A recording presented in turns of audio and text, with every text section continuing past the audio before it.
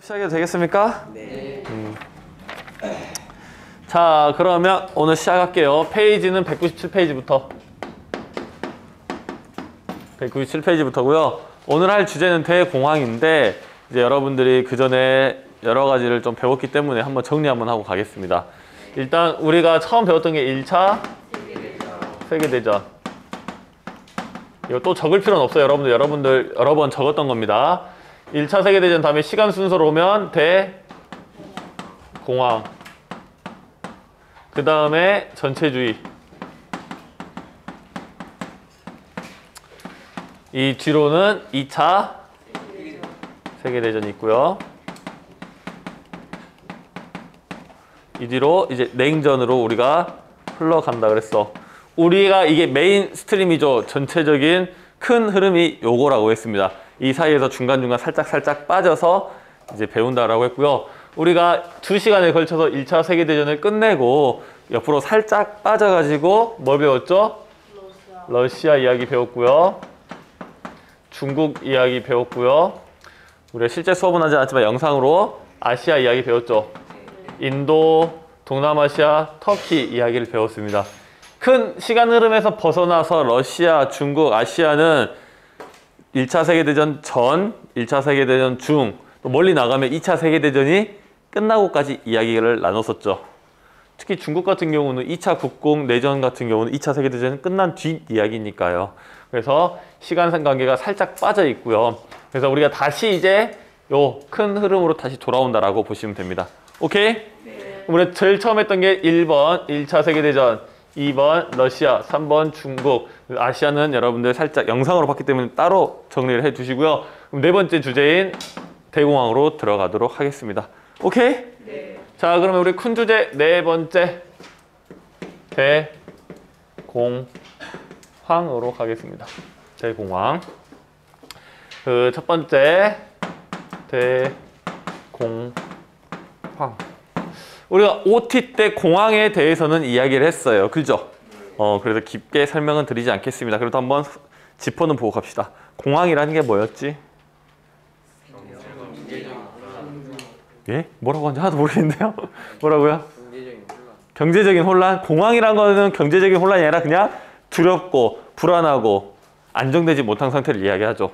근데 그 앞에 대가 붙었으니까 엄청나게 많이 불안하고 혼란스럽고 불안하다라는 이야기를 하고 있는 겁니다. 근데 우리가 지금 시험을 얼마 남겨놓지 않고 지금 불안하십니까? 그죠? 여러분들 공부를 아예 하지 않으면 불안이 전혀 없어요. 너무 많이 해도 불안이 전혀 없죠. 어쨌든 약간의 불안과 약간의 걱정을 갖고 있을 거야. 그럼 여러분들 인생에서 지금 가장 큰 걱정과 불안이 지금이야? 그건 또 아니죠. 그럼 언제 가장 여러분들 불안하고 초조하고 걱정이 될까? 수능 아직 안 봤잖아요. 야, 뭐 물론 여러분들 그런 거 다 여러 가지 이야기가 있겠지만 자본주의 사회에서 이것보다는 돈 문제보다는 불안할 게 없겠죠. 집을 샀어요. 10억짜리 집을 샀습니다. 10억짜리 집을 샀는데 이게 다음날 5억이 됐어. 사고 나니까 또 1억이 돼버렸어. 지금 중간고사 불안한 정도에 비할 바야? 아니요. 그럼 뭐 수능에 비할 바야? 아니요. 아니지. 여러분들의 평생 모은 재산이 10분의 1 토막으로 나버렸단 말이야. 이건 그냥 혼란하고 공황 상태라고 말할 수가 없지. 뭐라 붙여줘야 돼? 대공황이라고 붙여준 거야. 즉 경제 위기를 이야기합니다. 대공황은. 아시겠죠? 그래서 먼저 보시면 시기가 언제냐? 1924년 10월 24일 금요일이었습니다. 잘못 말했네요. 목요일이었습니다. 목요일. 여러분들 그래서 블랙 뭐라 불러? 뭐라고요? 프라이데이. 블랙 프라이데이는 할인하는 기간이고요. 검은 목요일이라고 부릅니다. 검은 목요일. 1924년 10월 24일 일이 터지기 시작했죠. 어떻게 일이 시작이 됐냐면 여러 가지 문제로 주가가 폭락을 해요. 주가가 폭락을 합니다. 여러분들 주식을 샀어. 삼성전자 10만 원 주고 샀습니다. 10만 원 주고 샀는데 이게 며칠 지나니까 갑자기 5만 원. 자고 일어나니까 갑자기 만 원이 돼 있어. 이거 갖고 가? 어디로 가? 주식시장으로 와서 팔러 가지. 다 팔고 난리가 난 거야. 그럼 이제 회사는 멀쩡히 운영될 수가 있을까? 아니지. 회사가 어떻게 되겠니? 회사가 파산하겠지. 회사가 파산하면 같이 파산하는 게 뭐야?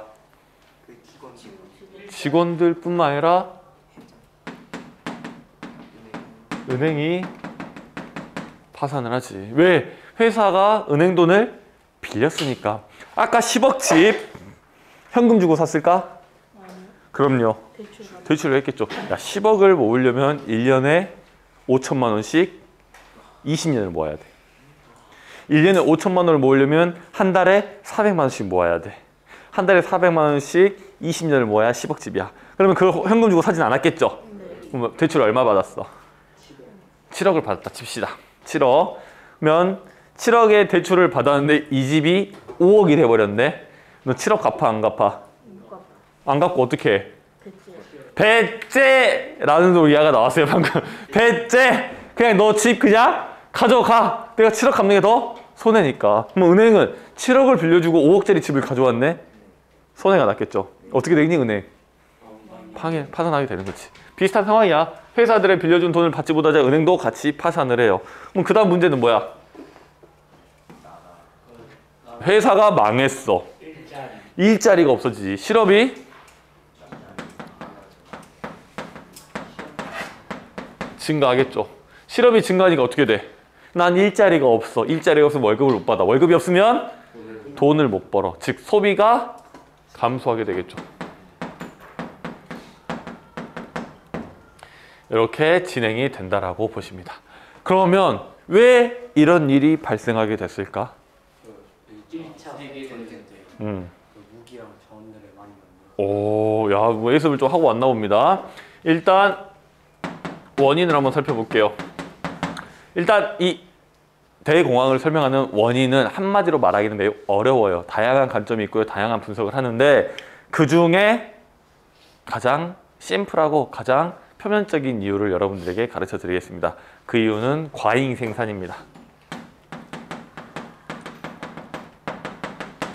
자, 조금 시간을 과거로 가보겠습니다. 1914년으로 갈게요. 1914년 6월 달에 빵이야 사라예보 사건이 터지고요. 그 일을 계기로 1차 세계대전이 터지게 되죠.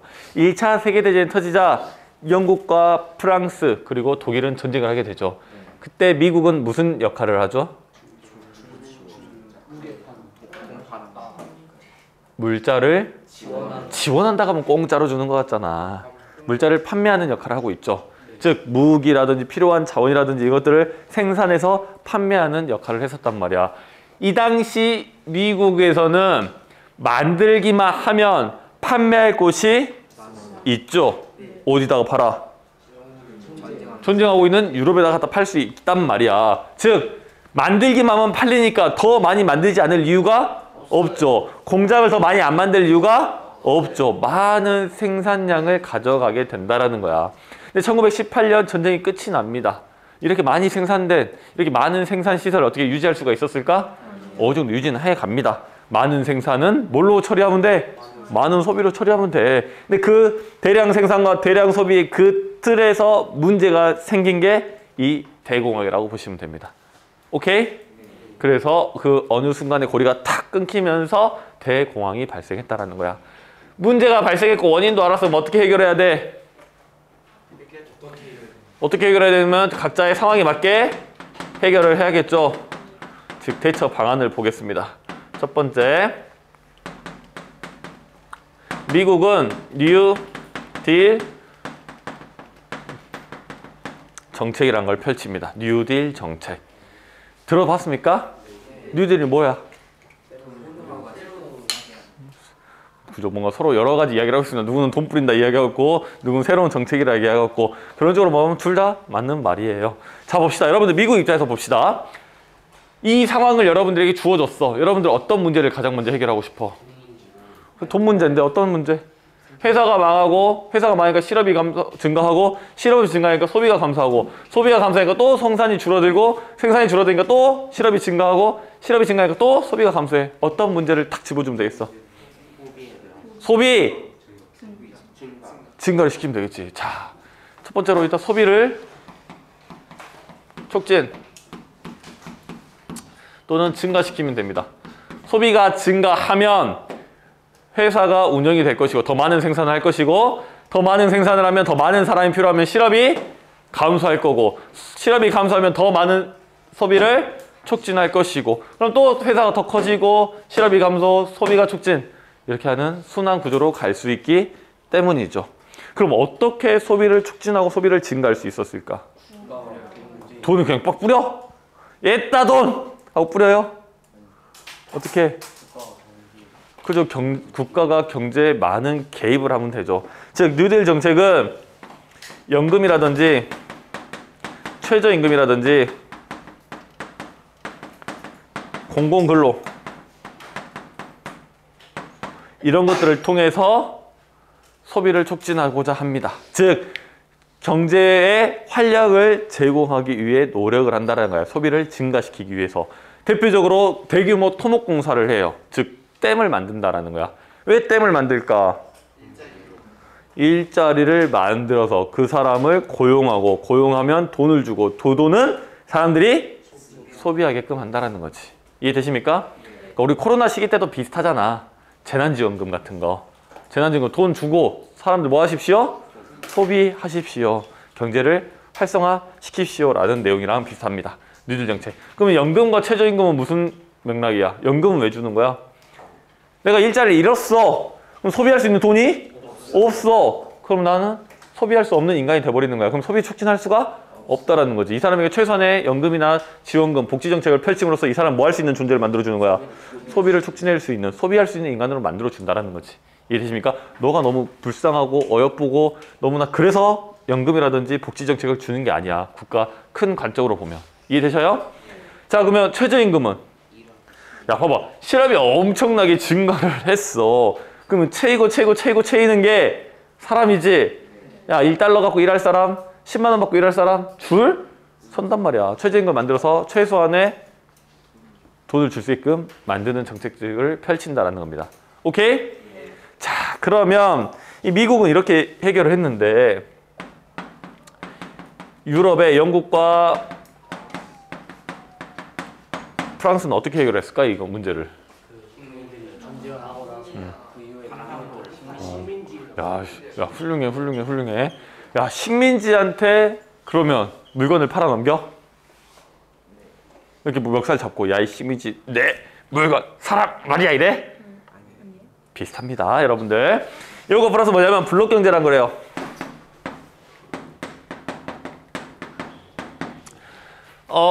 봅시다. 일단 블록 경제 어떤 형태냐면 본국이 있습니다. 그 다음에 식민지가 있겠죠. 본국에서 식민지로 뭘 팔아? 완자품을 팔죠. 완제품. 우리가 만들어진 생산품을 팔아요. 식민지에서 본국은 뭘 팔아? 원료를 팔아. 즉 본국에서는 식민지에게 만들어진 완제품, 특히 영국 같은 경우 면직물을 팔았고요. 식민지에서는 본국으로 그걸 만들기 위한 원료, 면화를 팔게 되는 거지. 이렇게 거래 관계가 있는데 외국이 다른 나라가 내 식민지한테 물건을 팔면 안 되잖아. 그러니까 뭘 찾는 거야? 벽을 쳐. 쉽게 생각하면 벽을 치는 겁니다.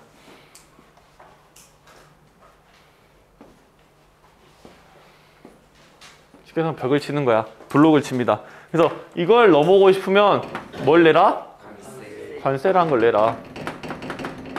근데 이 관세를 높게 매기면 내 식민지에는 나만 물건을 팔 수 있게 되는 거야. 이해되십니까? 이걸 블록 경제라고 불러요. 이거 블록을 쳐서 하는 블록 경제라고 부릅니다. 근데 아까 누구랑 막 이렇게 할 수 있었지? 영국과 프랑스. 왜? 걔들은 식민지가 많이 있으니까. 오케이? 야, 그럼 식민지 없는 애들은 다 죽으라고?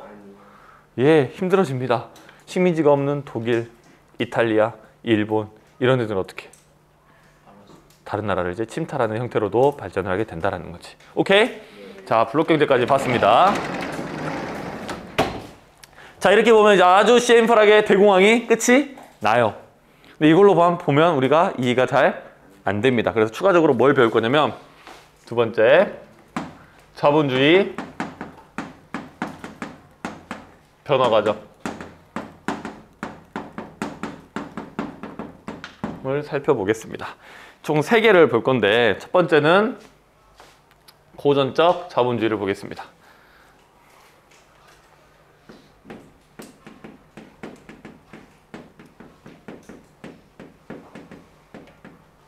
갑자기 자본주의 이야기를 하는 게 아니라 이 자본주의의 문제였잖아. 이 자본주의 문제였기 때문에 이 자본주의의 흐름이 어떻게 흘러왔는지 같은 맥락에서 살펴보는 거야. 그래서 고전적 자본주의는 다른 말로 뭐라 부르냐? 자유 방임주의. 이름에서 딱 느낌 뭐지? 뭐 하라는 거야? 손대지 마라. 네 알아서 해라 라는 겁니다. 그래서 정부의 최소한의 정부 개입입니다.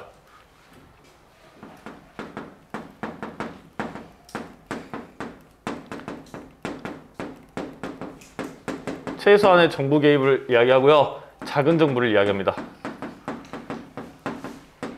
작은 정부라는 건 정부의 역할을 최소화해라 라는 거지. 여기서 어디서 시작이 되냐면 여러분도 혹시 그 유명한 국부론이라는 책 들어봤습니까?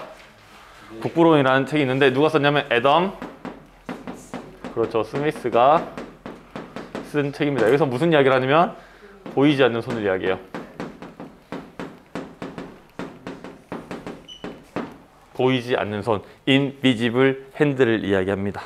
이 보이지 않는 손이라는 게 뭐냐면 우리 눈에 보이지 않는 손이 경제를 활성화시키고 경제를 원활하게, 경제를 가장 효율적으로 움직이게 할 거라는 거지. 자 봅시다. 여기 영서가 가게를 하나 차릴 거야. 무슨 가게? 떡볶이집을 차렸어. 떡볶이 하루에 몇 인분 팔 거야? 5인분. 야, 30인분 팔라고 밥 벌어먹고 살겠습니까? 몇 인분? 100인분 판다고 칩시다. 힘들지만 영서가 100인분을 만들어 팔아요. 그리고 어떻게든 조금이라도 더 맛있게 만들려고 노력을 하겠죠. 왜? 많이 사야 되니까. 그 옆에 있는 친구도 현민이도 국밥집을 하나 차립니다. 국밥 몇 그릇 팔 거야? 100그릇. 그치, 힘들지만 하루 100그릇을 만들어 팔고요. 맛있게 만들려고 노력을 하겠죠. 도준이도 빵집을 차립니다. 빵을 맛있게 만들려고 노력하겠죠. 많이 만들려고 노력하겠죠. 그 다음에 여기 옆에 친구도 국밥집을 하나 차려요. 국밥집 맛있게 팔 거야? 싸게 팔 거야?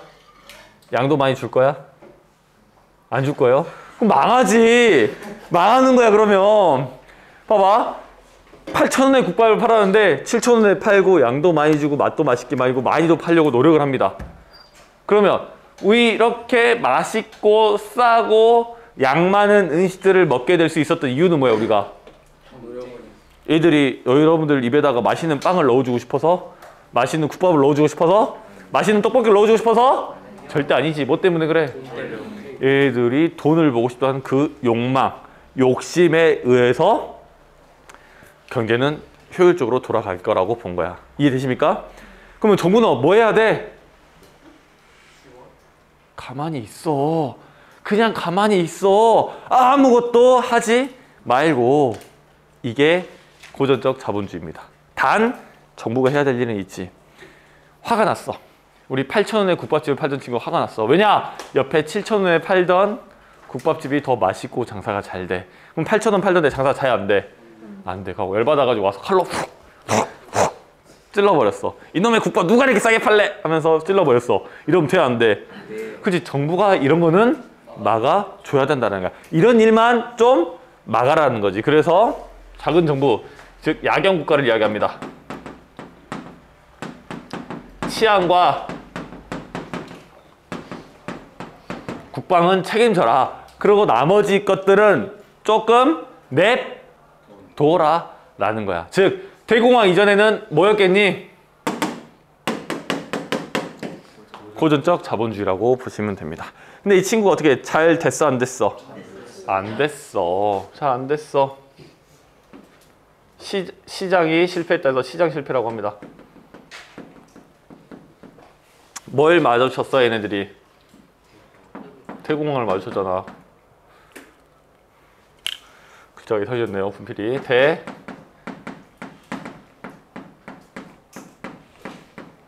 대공황을 마주치면서 망했단 말이야. 그럼 이거를 해결할 수 있는 문제가 나와야겠죠. 그래서 어떤 게 나오냐면 수정 자본주의라는 게 나옵니다.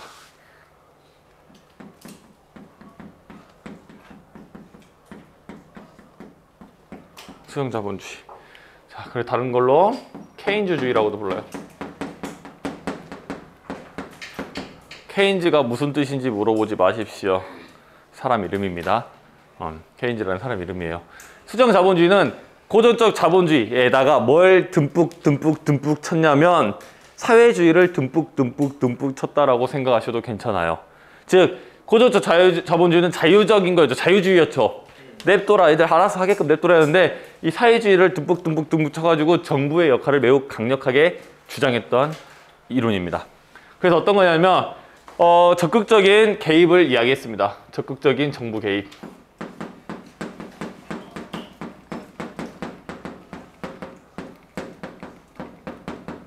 적극적인 정부 개입을 이야기하고요. 작은 정부가 아니라 큰 정부를 이야기하죠. 즉 정부의 역할을 강조했다라는 거야. 어떤 역할을 했냐면 복지라든지 이런 여러 가지 연금이라든지 여러 가지 이들을 이야기했다라는 거야. 자, 적극적인 정부 개입을 하면 경제에 있어서는 생산과 소비에 있어서도 개입을 한다라는 거죠. 생산은 어떻게 개입을 하냐? 생산량을 조절할 수 있게끔 개입을 하고요. 소비는 소비를 촉진할 수 있게끔 합니다. 그래서 연금, 복지정책, 공공근로 이런 내용들의 정보를 개입하게 되는 거지. 즉 사회주의의 계획경제라고 생각하시면 돼요. 그런 것까지는 안 가더라도 정부의 적극적인 개입을 이야기하는 이론이라고 생각하시면 됩니다. 오케이? 네. 자, 그러면 이 친구들이 생산을 조절하고 소비를 촉진한 이유는 뭐야? 가만히 놔뒀다가는 한번 망했으니까 이거를 조절한다라는 겁니다. 그래서 큰 정부를 이야기하게 되고요. 그러면 이 친구들은 완벽히 문제를 해결했을까? 완전히 행복한 세상을 이뤄냈을까? 또 그건 아니지. 이 친구들도 한번 실패를 마주하게 됩니다. 뭔 실패라고 불러야 돼 이때는? 정부가 주도했잖아. 정부가 실패했으니까 정부 실패라고 불러요.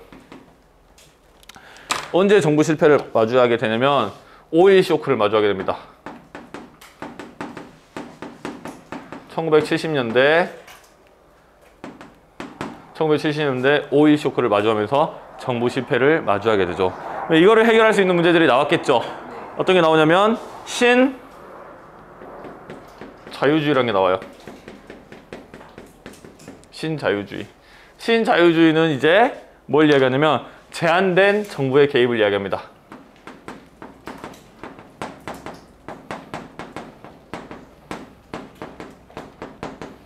제한된 정부 개입. 즉 여기서는 복지, 연금 등은 인정은 해요. 근데 이게 너무 과도하면 된다 안 된다? 안 된다. 그리고 작은 정부로 추구하죠. 즉 다시 작은 정부로 돌아가자라는 흐름이 나오게 되는 거야. 오케이? 어렵지 않지? 자, 그러면 대공황 이전은 어떤 자본주의? 고전적 자본주의. 대공황 시기에는 고전적 자본주의. 그러고 나서 오일 쇼크를 맞고 나서 다시 신자유주의로 추구되고 있었다라는 겁니다. 아시겠죠? 그럼 현재 시대에는 어떤 걸까? 신자유주의라고 하지만 요즘 현 시대에서는 어느 하나라 딱 말할 수가 없어. 우리나라에도 이 신자유주의 흐름이 매우 강력했을 때가 있어요. 예전 이명박 대통령 때 신자유주의에서 뭘 강조하냐면 경쟁과 효율화를 강조합니다. 왜냐? 경쟁을 하다 보면 조금이라도 더 성취를 이루기 위해서 효율화 되겠죠. 그러니까 여러분들 학교에서부터 쫙 서열화 시키는 거야. 고등학교 서열화 쫙 시키고, 서열화 시켰으니까 중학교에서부터 경쟁을 하겠죠. 경쟁을 해서 조금이라도 더 좋은 고등학교 가고, 조금이라도 더 좋은 고등학교를 가서 경쟁을 해서 좀 더 좋은 대학교를 가고, 계속 그런 식으로 경쟁을 시키고 서열화를 시키는 성취, 효율화를 이야기했죠. 그러니까 신자유주의에서 이야기하는 건 뭐냐, 뭐 민영화 같은 걸 이야기합니다. 왜냐, 방만하게 운영한다. 그럼 효율화 시키자. 그럼 민영화를 시키자. 이런 식으로 이야기를 해요. 이제 그런 흐름이 쫙 한번 지나가고 나서 이제 이런 흐름이 다시 나오기 시작했죠. 약간 이쪽 틀은. 그래서 이제 바로 전 대통령이었던 문재인 대통령 때 이 흐름이 매우 강력했었죠. 그러니까 복지를 막 강화했었죠, 그때. 그리고 국민의 안전을 생각한다면서 예전에 과거에는 시골마다 소방서가 없었어요. 119가. 시골마다. 근데 내가 시골에 살든 도시에 살든 어디에 살든 나는 안전할 수 있는 권리가 있죠. 그러니까 시골에다가도 전부 다 119를 쫙 다 설치를 했었죠. 전국에다가. 또 공무원도 많이 채용을 했었고요. 장점은 뭐니? 뭐 일자리도 창출하는 거야. 국가가 주도해서 일자리도 창출하고 또 복지가 늘어나죠. 왜냐? 내가 시골에 산다고 해서 내가 안전한 걸 보장받지 못할 이유는 없으니까. 단점은요. 돈이 많이 들어. 돈이 많이 들고 비판하는 사람도 그러죠. 야, 시골에 뭐 얼마나 소방서가 필요하다고 그 1년에 몇 번이나 무슨 일이 발생한다라고 이렇게 효율적인 측면에서 보면 비판할 수도 있다는 거죠. 즉 서로 간의 장단점이 있다라는 겁니다. 즉 그래서 이거에서 이걸 왔다 갔다 하는 흐름은 계속 타고 있는 겁니다. 지금은 약간 다시 이쪽으로 흘러가고 있는 방향이라고 보셔도 무방할 것 같습니다. 오케이? 혹시 여기까지 질문 없으면 수업 끝.